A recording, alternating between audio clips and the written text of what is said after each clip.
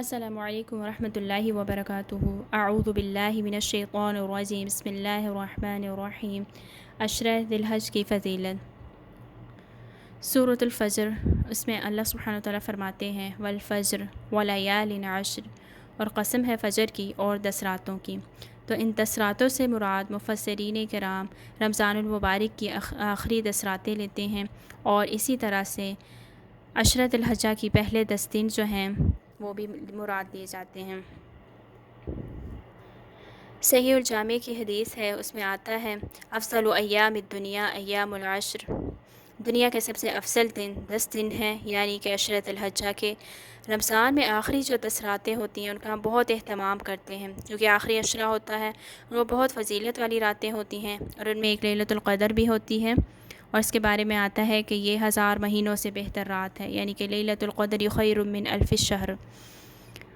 اور اگر ہم دنوں کے اعتبار سے دیکھیں تو عشرہ ذی الحجہ کے جو پہلے 10 دن ہیں وہ بہت فضیلت والے ہیں، اور دنیا کے یا سال کے کہیں سب سے بہترین دن ہیں۔ رسول اللہ صلی اللہ علیہ وسلم نے فرمایا، کسی بھی دن کیا ہوا عمل اللہ کو ان 10 دنوں میں کیے ہوئے عمل سے زیادہ محبوب نہیں۔ صحابہ اکرام نے پوچھا، اے اللہ کے رسول صلی اللہ علیہ وسلم، جہاد فی سبیل اللہ بھی نہیں؟ تو آپ صلی اللہ علیہ وسلم نے فرمایا، ہاں، جہاد فی سبیل اللہ بھی نہیں، مگر وہ شخص جو اپنی جان اور مال کے ساتھ نکلے اور کچھ واپس لے کر نہ آئے۔ تو اس حدیث سے بھی ہم اندازہ لگا سکتے ہیں کہ عشرہ ذی الحجہ کے پہلے 10 دن کتنے زیادہ امپورٹنٹ ہیں، اور ان میں اگر ہم کچھ بھی عمل کرتے ہیں تو وہ اللہ تعالیٰ کو باقی دنوں میں کیے ہوئے اعمال سے زیادہ پسند ہے۔ اسی طرح ایک اور حدیث ہے، اس میں آتا ہے کہ رسول اللہ صلی اللہ علیہ وسلم نے فرمایا، کوئی دن اللہ کے ہاں ان 10 دنوں میں سے زیادہ عظمت والا نہیں، اور نہ ہی کسی دن کا عمل اللہ تعالیٰ کو ان 10 دنوں کے عمل سے زیادہ محبوب ہے۔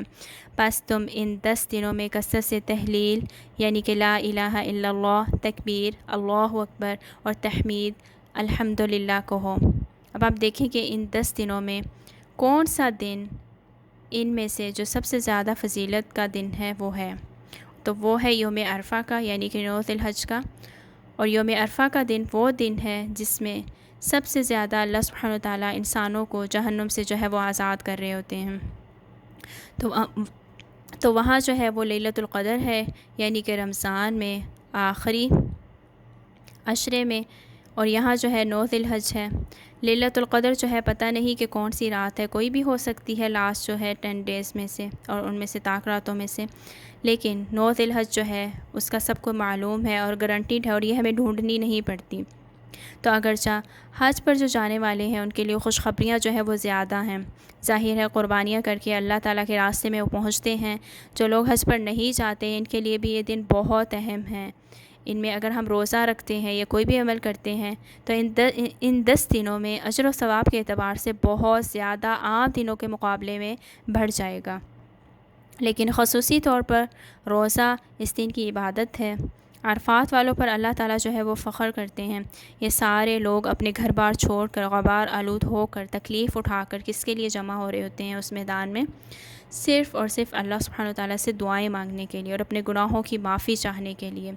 جس کا وہ دن قبول ہو جائے تو اس کو حج مبرور جو ہے وہ نصیب ہوتا ہے، اور اس کا بدلہ جنت کے سوا کچھ نہیں ہے۔ اور جنت کی قیمت اس کائنات میں جتنی بھی چیزیں ہیں ان سب سے زیادہ ایکسپینسو چیز جو ہے وہ جنت ہے۔ اور اگر انسان اس دنیا میں تھوڑا اپنا مال اور انرجی لگا کر وہاں پر پہنچتا ہے تو اللہ تعالیٰ کی طرف سے اس کو بدلے میں جنت مل جاتی ہے۔ میں سمجھتی ہوں کہ یہ تو کچھ بھی نہیں جو انسان کر رہا ہے۔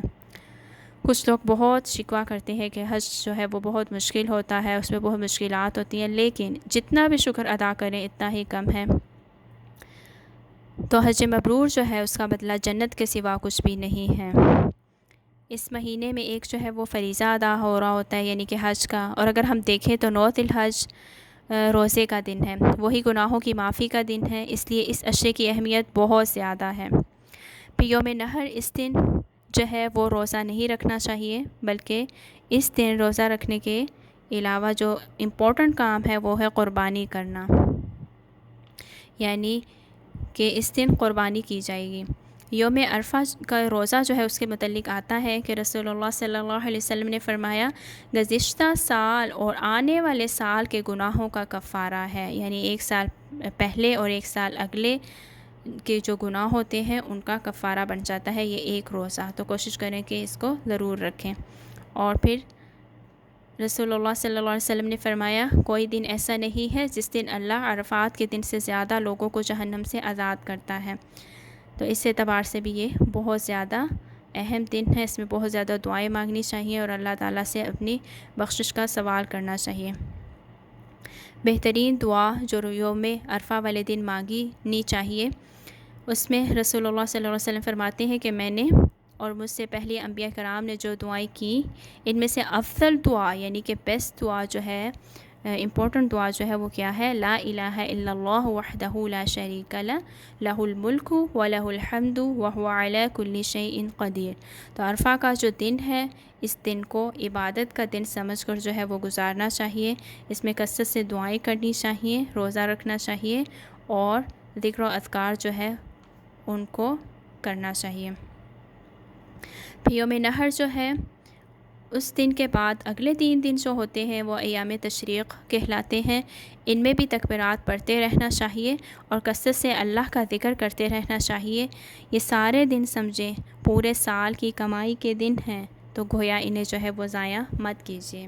سبحانک اللہم و بحمدک اشہد ان لا الہ الا انت استغفرک و اتوب الیک۔ السلام علیکم ورحمۃ اللہ وبرکاتہ۔